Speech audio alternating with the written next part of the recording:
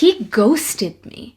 Part 6 of my epic Christian love story, and this man who I just had an amazing first and second kiss with 3 days later stops texting me. Crickets. Casper the ghost ghosted me. So let me tell you what happened next. I was actually almost glad when he ghosted me. I was pissed off, but I was like, ha! You aren't in my heart. I'm not in love with you, even though I was falling for you, or I think I was starting to have real feelings for you. Ha! I saw your true colors, and I am free as a bird. I am not going to be influenced or swayed. I was good. I called my friends. I called him a douchebag a number of times that felt appropriate. And then I moved on with my life. 1.5 weeks later, I am still free as a bird, enjoying my life, haven't heard from him, and I'm trying to turn in a homework assignment. And I go up to the teacher, and the teacher says, Dakota, thank you for this, but I am going to need this in a stapled form. And I say, no problem, I'll be right back. I start going around this nearly empty school into no less than 7 classrooms looking for a stapler. Guess what I didn't find? A stapler. It was a stapler wasteland. So I am still looking for a stapler, and I round the corner. And as if we are the only few people in the school, guess who I see there? I see Tariq talking with his professor while he's standing next to his sister. He and his sister are talking with the professor. And I still can't find the darn stapler. I literally go see them around the corner, and I back up. And I'm like, nope. No, I'm not going to engage. I look forward, and across the hall was one more classroom I could check, and I'm like, it's got to be in here. I am not talking to him.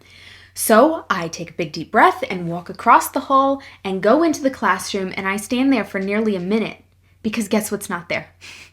A stapler. I need help to turn in this homework assignment, and there is no stapler to be found. And so I breathe out again, and I tell myself, Dakota, it's okay. You're a big girl. Remember, he didn't get to you, so you can go right on over to him and say, and ask for help like any other normal person would do when they saw someone that they know. So I take another big deep breath, sort of accept my fate, and then I head on out and I walk up to the group of them.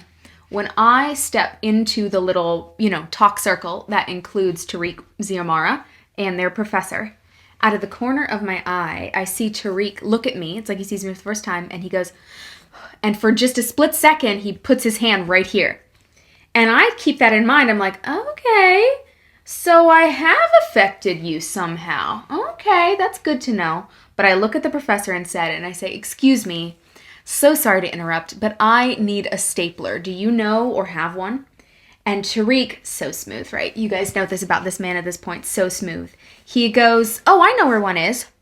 And I look at Tariq and I go, oh, great. So he says goodbye to the professor, Tariq, Ziamara, and I walk down the hall, although Zio has the good sense to let us go first and talk.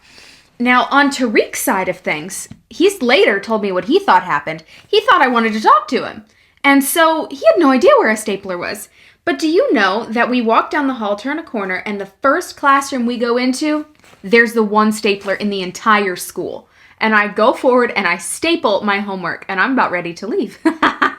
But he asks me and he talks with me, and we do small talk. How was your weekend? How has it been? How was the Easter break? Oh, you were here on Easter break. Oh, I was here on Easter break too. In my head, I'm thinking, we could have hung out. But no, you ghosted me. And so after about a minute, I say, okay, bye, and I'm walking away. I also know that later, because Tariq shared with me later, he was like, wait, what? We didn't talk about what we need to talk about. So he stops me, and he says, did you get my email? No. I look at him, and instead of answering the question, I say, will you stop texting me? And he goes, but I sent you an email. He said I had to turn off my phone for a few days, but I sent you an email. Did you get it? And then I finally say, no. And he goes, did you check your email? And I go, no. And he smiles and he goes, okay, well, go check your email. So hope is rising at this point, and I'm like, oh my gosh, I was so excited. Is there something actually going on? So I say goodbye for real, say goodbye to Zio, and I rush home. And I get on my computer, And I look in my email, and it turns out Tariq had sent this beautiful email. It was about a paragraph long, 7 sentences about how much of a good time he had, and that he was looking forward to seeing me, and that he had had to turn his phone off for a reason that didn't make a whole lot of sense, but he wanted to see me again. But here's the deal. He sent it to the wrong girl. I didn't get an email. I get home and there's no email. On Tariq's side of things, Tariq didn't know my last name when he sent me that email. And you know how in some school directories, when you start to type in a name, they give you like suggestions of all it could be? Well, when he typed in Dakota, 2 Dakotas came up because there were 2 Dakotas in our school at that time. And my last name is Lee. And so Tariq thought, there's no way this girl, I know she's not an Asian girl, so I'm going to go with the other Dakota, Dakota Hassan or something like that. And he sent this heartfelt email to a girl he didn't even know. And what am I doing? I'm sitting there fuming at the computer because not only has he ghosted me, but he lied about it. This is still the man I'm going to marry, so stay tuned for the next part.